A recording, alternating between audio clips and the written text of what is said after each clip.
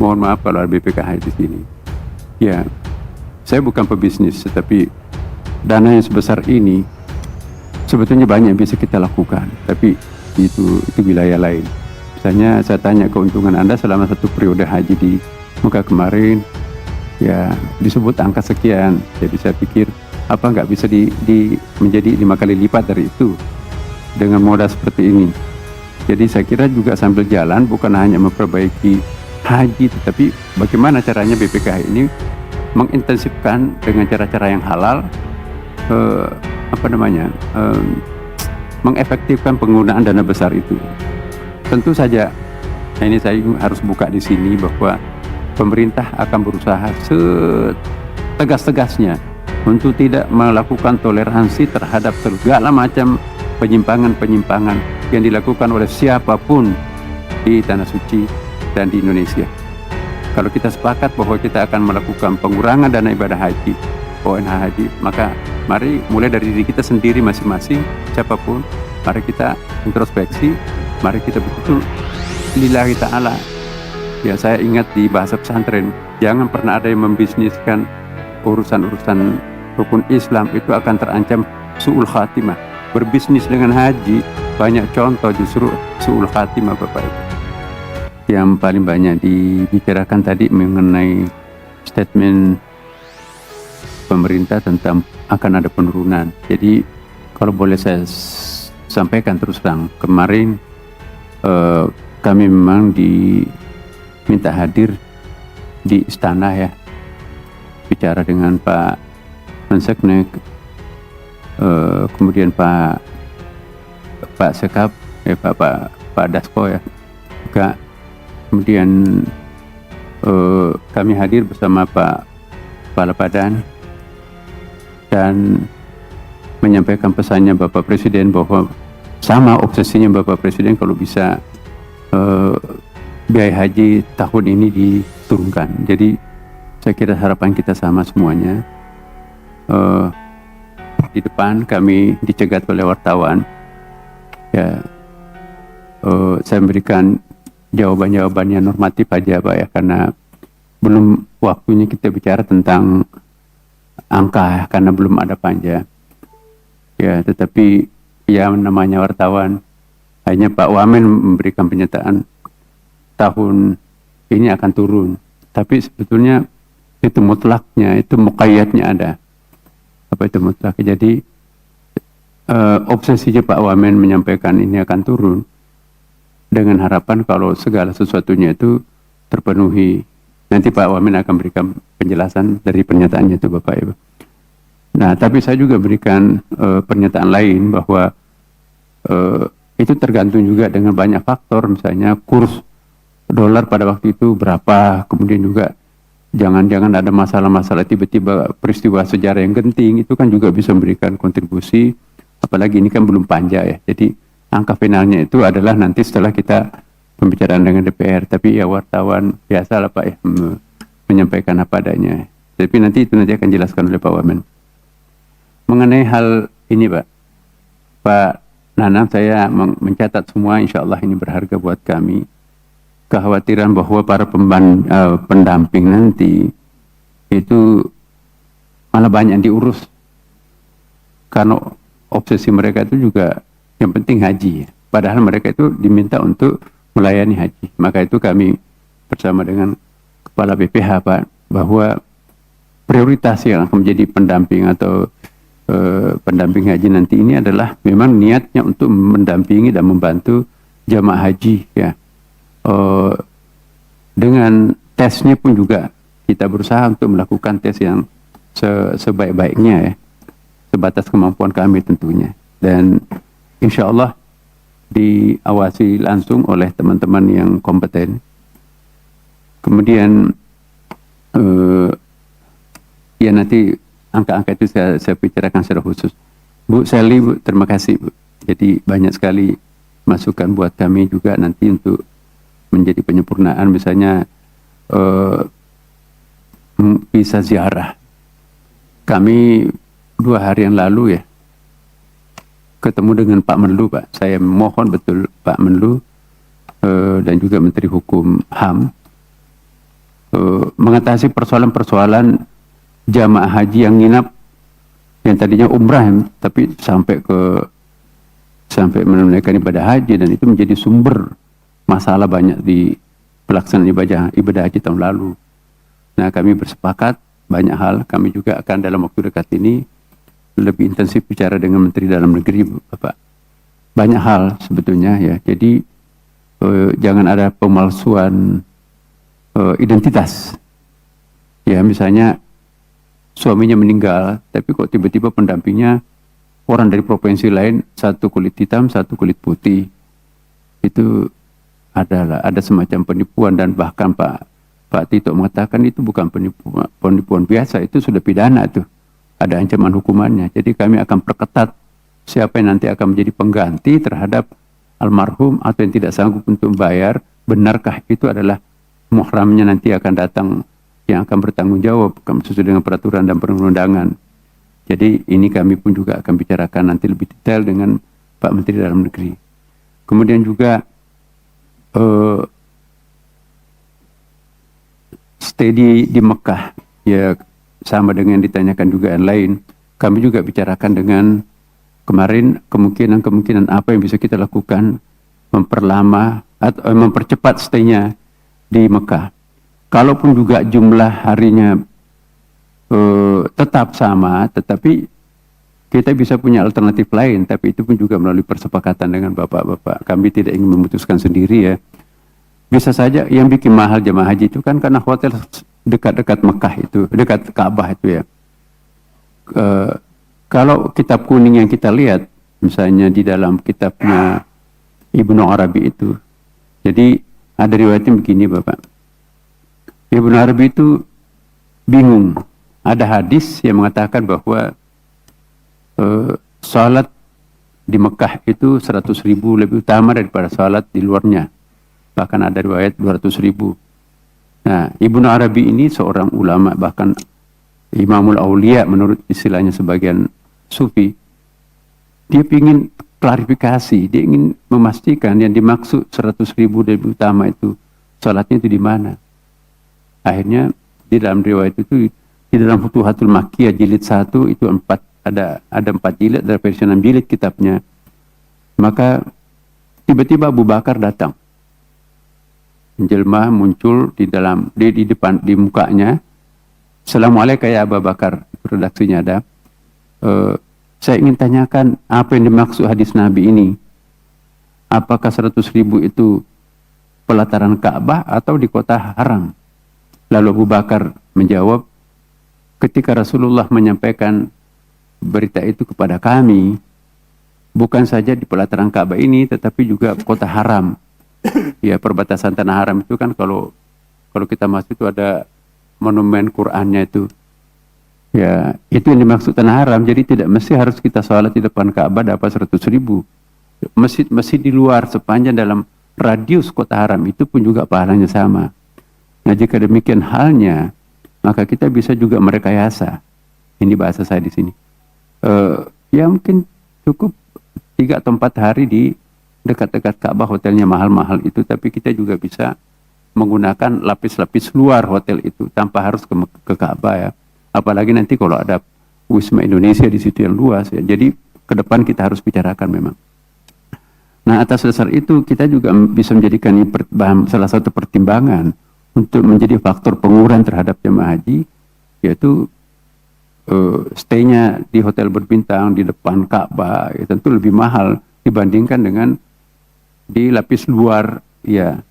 Nanti kangen-kangen itu kan bisa diangkut juga pakai bus ke Ka'bah, tapi tidak bisa setiap saat. Kalau Madinah lain karena kan mengejar Arba'in ya kan. Nah, kemudian anggaran masih tinggi, saya akan bahas bagian terakhir. Nah, kemudian berapa jamaah yang harus bayar? Ini juga perlu dijelaskan, kata Ibu tadi ya, nanti insya Allah. Lalu saya loncat dulu ke Pak Hasan Basri, Bapak. Ini orang tua kita punya pengalaman menjadi gubernur dan juga pengalaman lapangannya juga sangat banyak ya. Tentu ini menjadi perhatian buat kami Pak. Misalnya tapi kok belum tengah malam, padahal kan harus al-mabit biminar, itu kan hadisnya tuh. Kalau nggak bermalam itu namanya bukan mabit. Karena lewat jam 7 masih ada, baru saja maghrib mungkin ya. Jadi bahasa tradisionalnya bermalam itu ya lewat sholat isya lah kira-kira ke atas tuh. Ya, jadi bahasa populernya al-mabit itu ada, bahasa syariahnya juga ada. Nah, itu pun juga menjadi perhatian buat kami. Kriteria murud itu nanti seperti apa? Tapi kita lihat pemberangkatan lebih awal dari Arafah itu pasti tidak macet, apalagi menggunakan pengawal. Itu memang banyak terjadi, Bapak. Jadi sebetulnya baru saja salat maghrib lewat di situ ya. Nah, kalau itu dikategorikan sebagai murud, memang ada persoalan syariahnya. Tetapi juga bisa sebaliknya, sudah hampir subuh. Ya, apakah harus turun dari bus? Apakah harus formal, harus berbaring di tanah di situ baru disebut mabit? Sementara sudah subuh menjelang subuh, dan itu nanti juga akan mengganggu syariah itu. Jadi nanti ini PR kami selaku penyelenggara dan bersama Kepala Badan Pak, nanti kita harus mengukur ini. Sama juga nanti sekaligus menjawab pertanyaan tanazul, Pak. Tanazul itu pun juga ada risikonya loh, Bapak. Tapi juga ada manfaatnya banyak. Ya, kalau misalnya tidak macet dan hotelnya pun juga nanti di mana, lalu makanannya seperti apa, transitnya nanti sebelum pergi ke situ di mana, dan itu juga harus dilacak. Kami punya ada detail-detailnya secara mikro ya. Kami tidak sampaikan di sini. Nanti insya Allah di panja nanti kami akan i'rab itu, kami akan detailkan, Pak. Jadi kami tidak uraikan di sini, tapi menjadi perhatian kami. Kemudian istita'ah, bagus Bapak. Kami pun juga dari Kementerian Agama akan melakukan semacam pembacaan ulang ma manal istita'ah ke inna madzahibul arba'ah, apa yang dimaksud dengan konsep istita'ah dalam mazhab 4, bahkan kalau perlu juga mazhab 5 yang Syiah itu. Jadi bagi kita istita'ah di sini, Pak, sebetulnya menurut saya pribadi banyak sekali jamaah kita itu enggak istita'ah tapi dipaksakan, seolah-olah ada kepentingan tertentu yang membuat ayo ikut haji ya. Jadi memprovokasi orang tuh haji harus menjual barang-barangnya.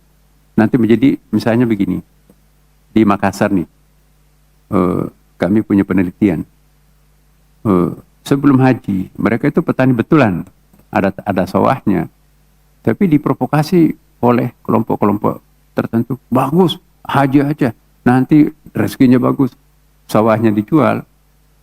Nah, setelah pulang menjadi petani penyewa tanah, petani penyewa sawah, dia sewa tanahnya kembali.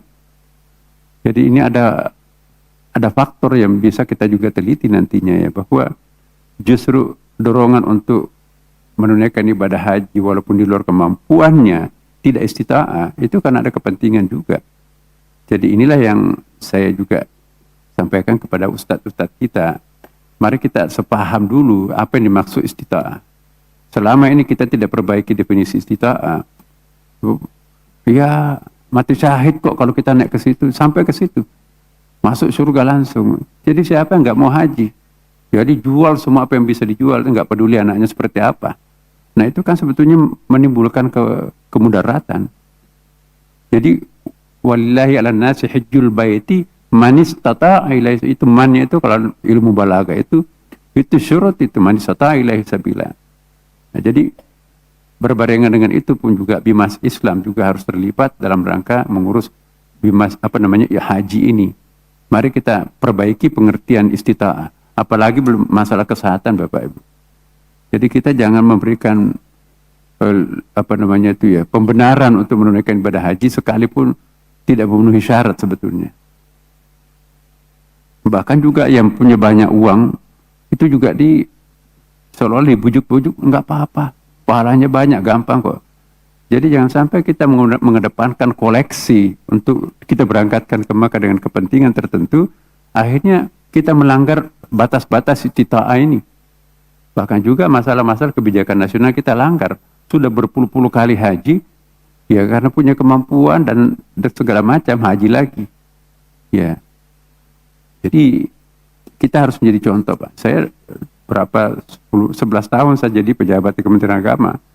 Tidak satu kali pun Kementerian Agama menghajikan saya, dan saya tidak pernah haji melalui Kementerian Agama.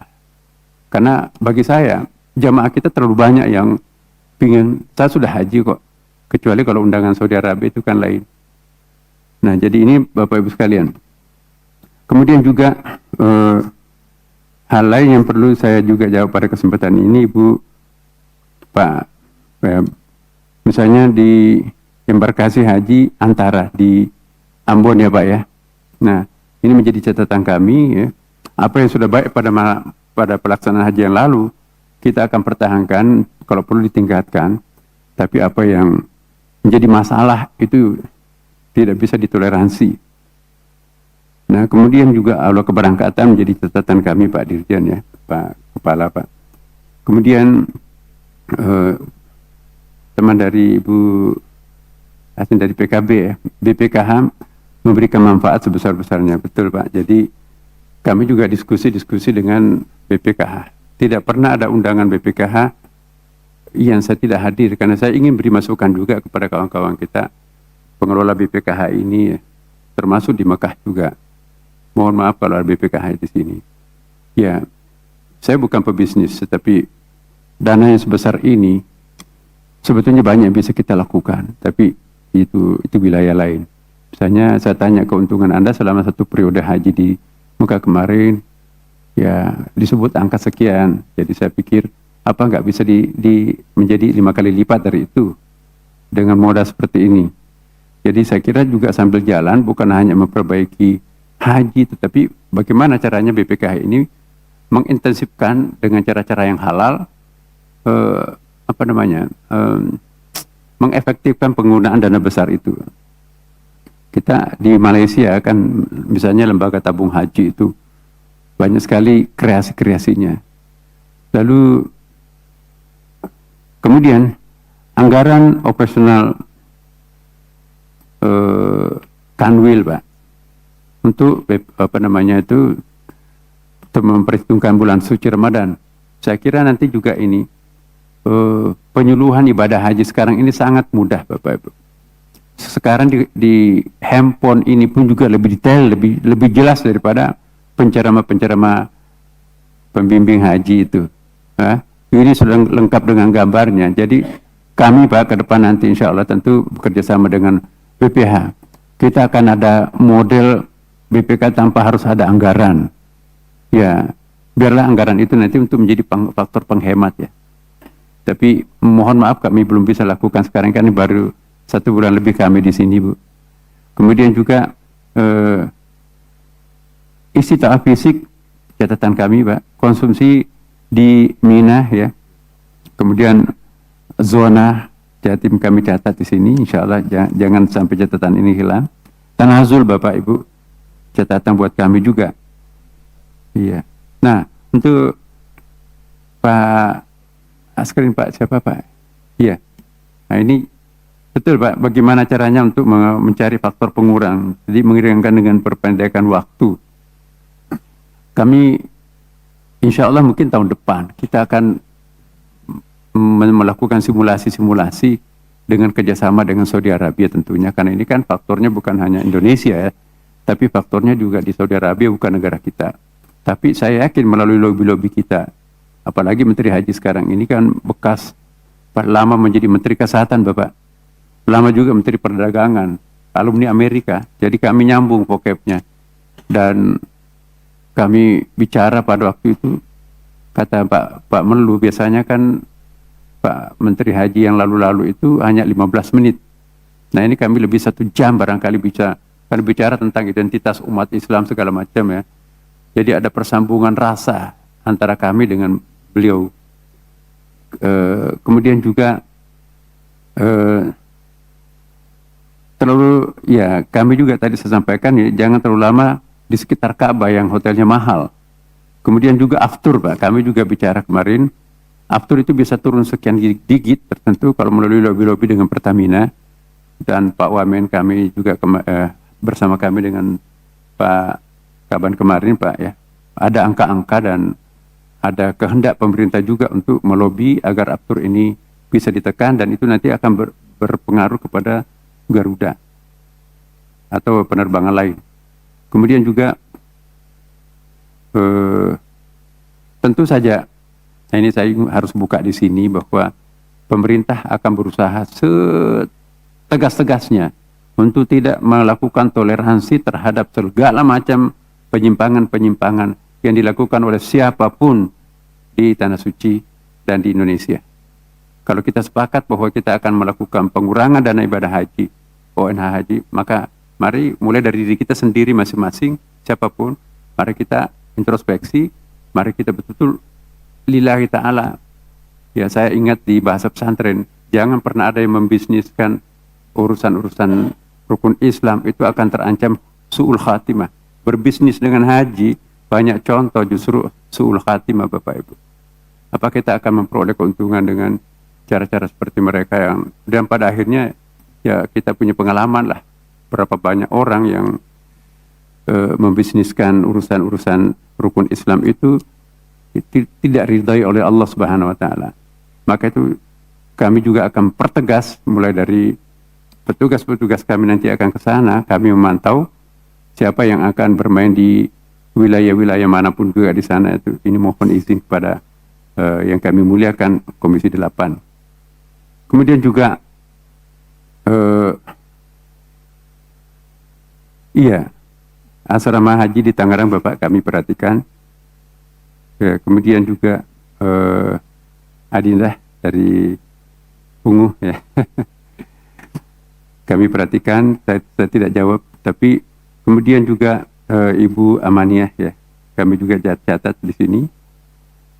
Pembanding, kami juga di Garuda kemarin ya, pembicaraan dengan direktur kami, bicara juga dengan pihak Lions, dengan Riyadh, ternyata Lion ini jauh lebih mahal daripada Garuda. Ya, sedangkan Garuda ya itu juga mungkin ya memang lebih di bawah daripada Riyadh. Ya, jadi kalau terlalu turun nanti jarak antara Riyadh dengan Saudi dengan Garuda itu juga angka psikologisnya terlalu tinggi. Jadi kami juga mencoba untuk melobi apakah Saudi ini juga bisa bertoleransi dengan kenyataan ya bahwa Garuda sudah turun sekian, ya ikut juga turun. Jangan sampai nanti tetap pada patokannya seperti itu, akhirnya Garuda pun juga enggan untuk melakukan penyesuaian dengan apa yang kita harapkan.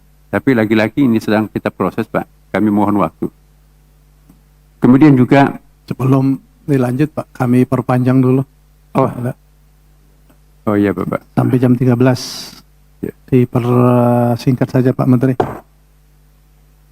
Terima kasih Pak, saya juga mohon diingatkan kami rapat kami dengan Bapak Nas setelah ini. Ya, komponen-komponen detail-detail di hotel itu Pak, kami memang saya kira tahun lalu juga teman-teman berusaha untuk menutupi semuanya, tetapi ini jumlahnya sangat besar gitu ya. Ada saja mungkin bisa ditemukan, tapi yang penting buat kita ke depan ini bagaimana mengeliminir kekurangan-kekurangan mikro yang dialami oleh jamaah kita, insya Allah. Kemudian bendera merah putihnya dicopot dan Garudanya pun juga itu menjadi catatan kami. Kemudian ya, iya, saya bagian terakhir saja saya akan masuk ke mengenai penurunan ini Bapak.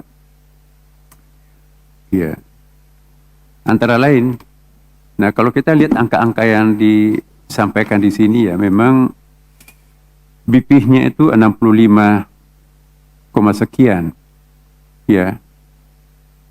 Panjarnya apa namanya itu istilahnya? Setoran haji awal kan sudah ada 25 juta ya, 25 juta ditambah berarti kita harus menambah 40 juta sekian.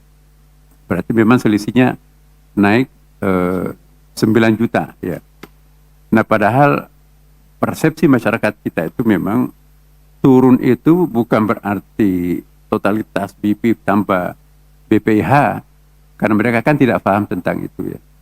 Nah, saya kira memang yang paling harus kita lakukan sekarang ada dua hal. Berusaha untuk melakukan penurunan memang secara signifikan melalui penghematan, pembersihan, segala macam calo-calo dan sebagainya. Mudah-mudahan dalam waktu dekat ini kami bisa menyusun ulang angka-angka yang bisa lebih firm. Dan yang kedua juga, kalau memang sudah tidak bisa lagi ditekan sedemikian rupa, penjelasan kami kepada masyarakat. Masyarakat itu kan sebetulnya kalau diberikan penjelasan pada umumnya bisa mengerti. Ya. Persoalannya kalau kita tidak beri penjelasan, tiba-tiba seolah dipaksakan, itu misunderstanding antara pemerintah dengan masyarakat itu bisa terjadi. Nah, saya yakin kalau Komisi 8 dengan pemerintah kompak, Pak, dalam memberikan bahasa yang sama kepada masyarakat kita, apalagi ibadah ini, Pak, itu saya kira understandingnya itu pasti bisa, Pak. Orang kan juga tahu bahwa harga-harga di pasar kebutuhan sehari-hari pun juga pada naik. Ya, jadi yang penting penjelasan kita kepada masyarakat. Nah, mungkin Pak Wamen, Pak, akan berikan penjelasan. Terima kasih.